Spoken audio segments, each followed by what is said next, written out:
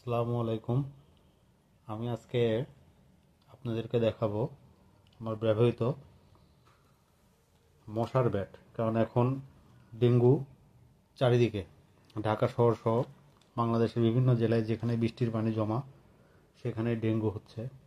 তো আমি যেখানে থাকি এখানেও ডেঙ্গুর প্রাদুর্ভাব অনেক বেশি। আমি দেখাবো যে মশার ব্যাট কোনটা আসলে, বাজারে তো অনেক ধরনের মশার ব্যাট আছে, তো কোনটা আসলে ভালো হবে।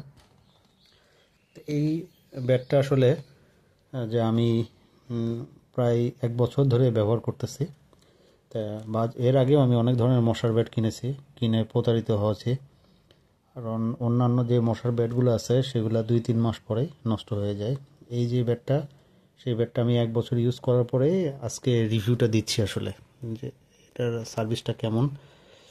এটার সবথেকে বড় বেনিফিট হলো এই ব্যাটটাতে আপনি মনে চাইলে ব্যাটারিটা চেঞ্জ করতে পারবেন।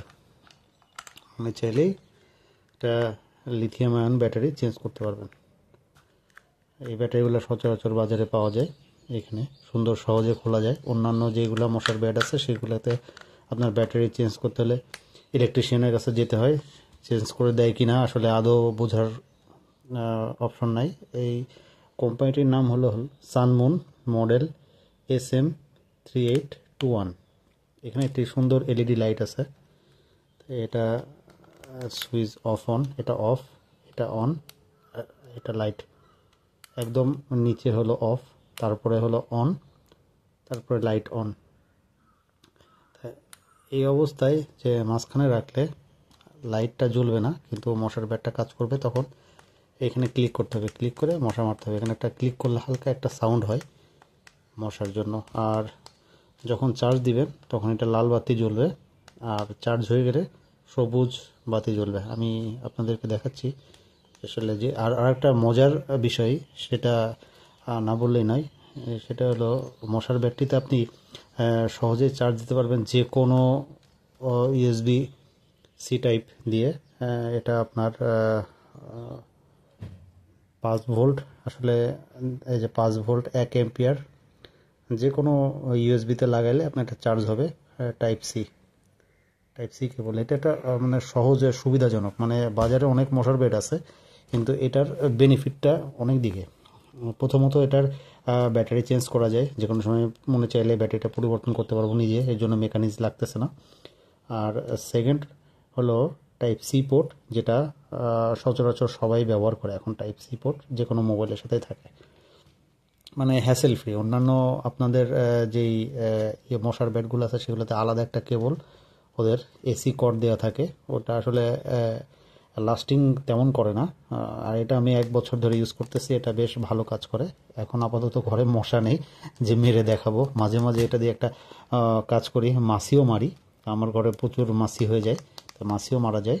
মশার সাথে মাছি, এটা অ্যাডভান্টেজ যে মাছিও মরে।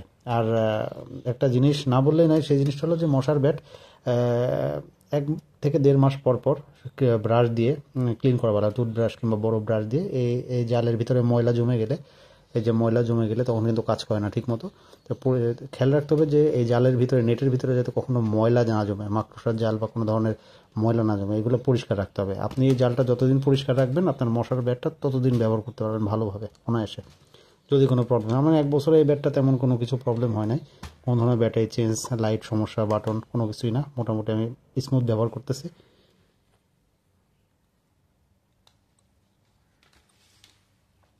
এই যে টাইপ সি কেবল চার্জারে লাগানো আছে, আমি জাস্ট কানেকশন দেখাবো যে এখানে কি গ্রিন।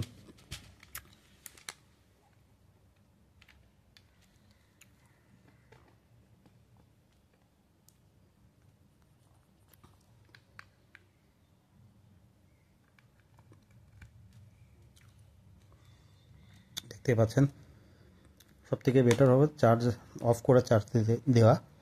এটা যখন লাল লাইট জ্বলে, ব্যাটারিতে লাল লাইট জ্বলবে, যখন ফুল হয়ে যাবে তখন এই জায়গায় সবুজ বাতি জ্বলবে।